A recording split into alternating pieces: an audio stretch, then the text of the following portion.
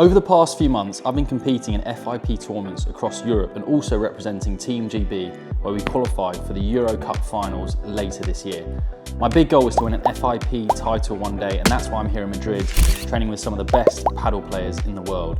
In today's vlog, I'll take you through a day in the life at one of the top academies here in Madrid and give you a look at what this kind of training is really like.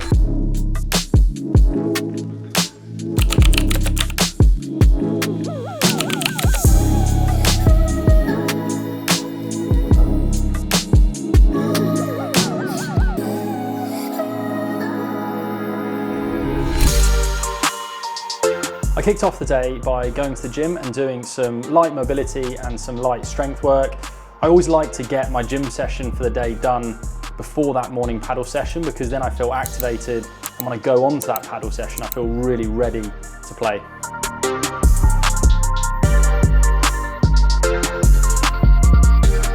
Whenever I do a session like this in Madrid and I'm about to go and train, I always wonder which group and which players I'm going to get picked with, because there are so many highly ranked players at this academy. I always wonder, am I going to get picked with one of the top guys?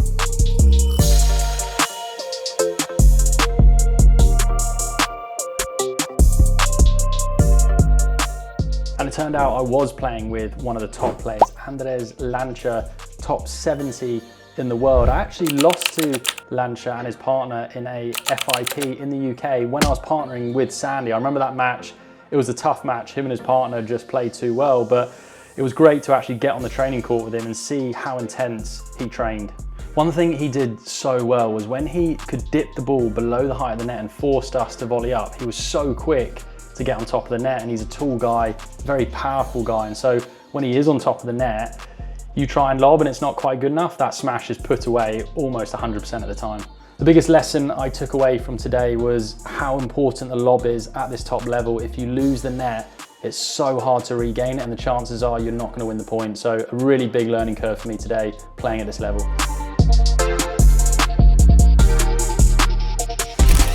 "90-minute session followed by a quick stretch, and then I went to the supermarket to grab some lunch. I'm a massive fan of Mercadona. They got healthy, warm food that is ready to eat. So a quick lunch and then back to the academy for the next session. And if I thought my session with Lancha was a tough one, I was playing against Facundo and Sergio, again, two of the top players at this academy, and we were playing a practice set. So this is where all of that training, all of that theory, we can put into a real match situation.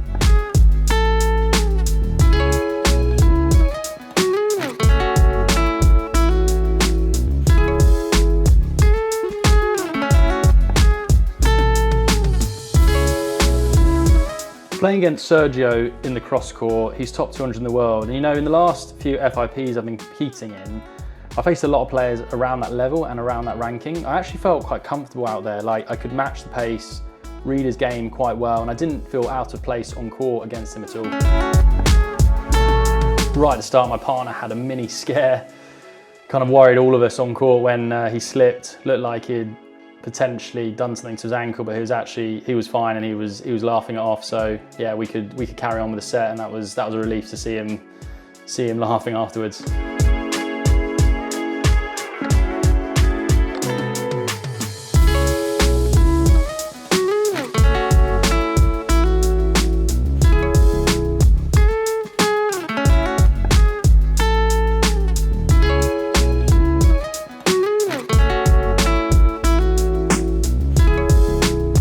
Playing against Facundo, on the other hand, was a bit of a different story.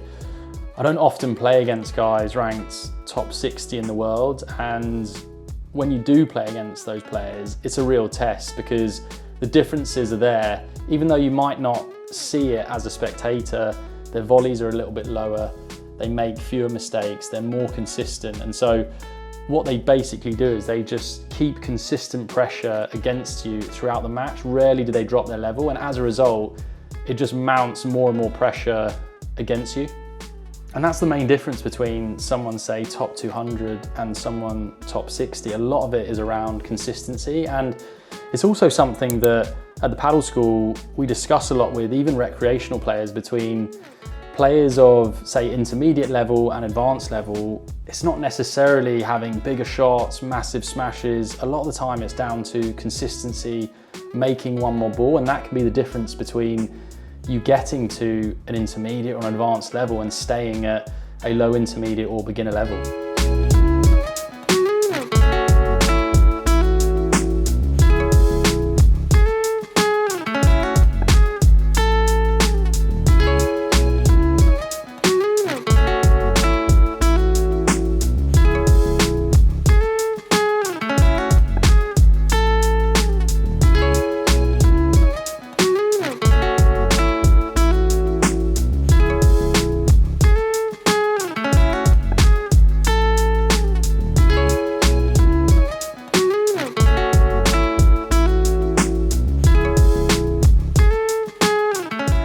We even had a Instagram reel, is this in or is this out moment? What do you think? Let us know in the comments. Was that ball in or was it out? I thought it was out at the time. No one else was sure. I think we ended up playing a let on that point, but interested to hear in the comments, what do you think? Was that ball in or out?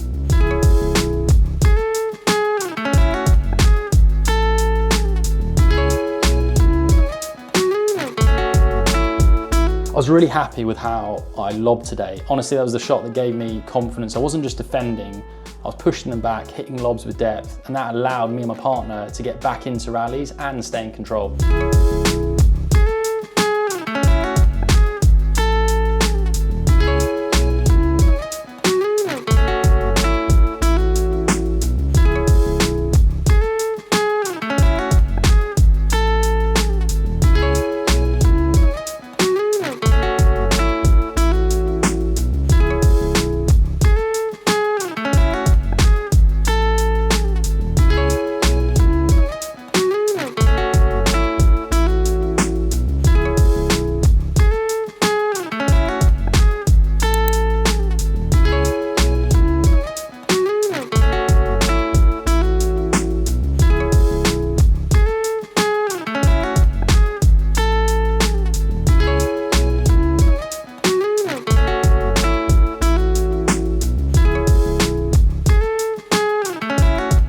As these points go on, it's easy to see how much the lob is such a key shot in paddle. It doesn't matter whether you're a beginner or facing someone top 60 in the world, the better you lob, the more comfortable you feel in defense.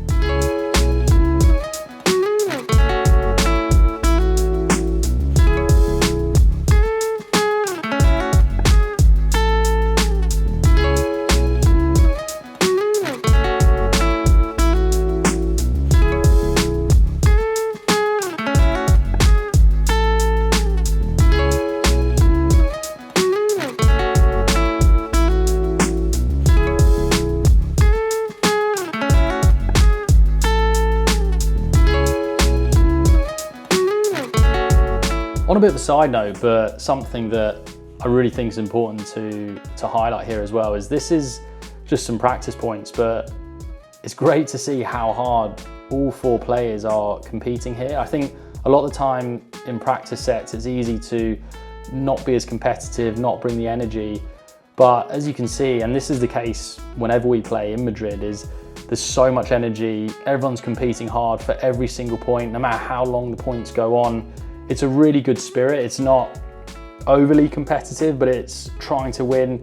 And I really enjoy playing these practice sets because everyone is out there to win.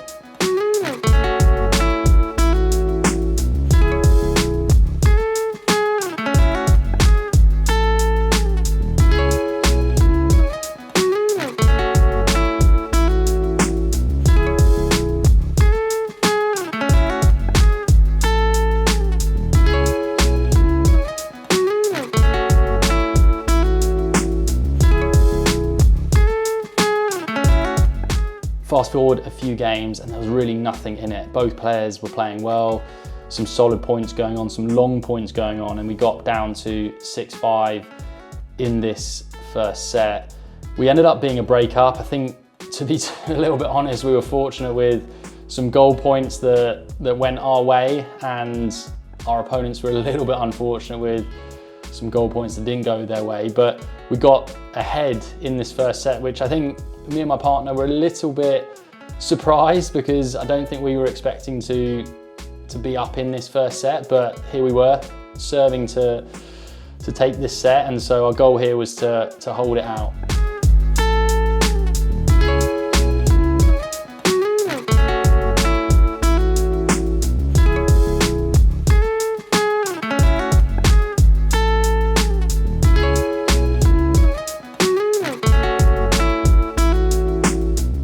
And that's the thing, at this level, there just aren't any easy points. You have to build them, be patient, and then be brave when the chance comes. You can see here how long these points were, how tough they were. And it's really less about the scoreboard and more about applying those learnings from the training, but also competing hard and just making one more ball.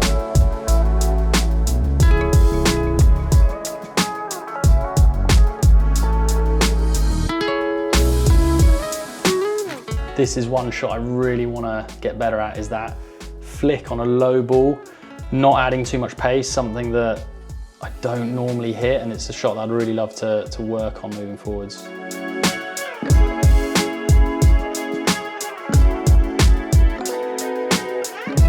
As we closed out that practice set and we ended the training for the day, not only was it an amazing day of training here in Madrid, but it was also a bit of a confidence booster. It's nice to be able to play against players of that level and feel comfortable on the court. So another great training week in Madrid, and I can't wait for the next one.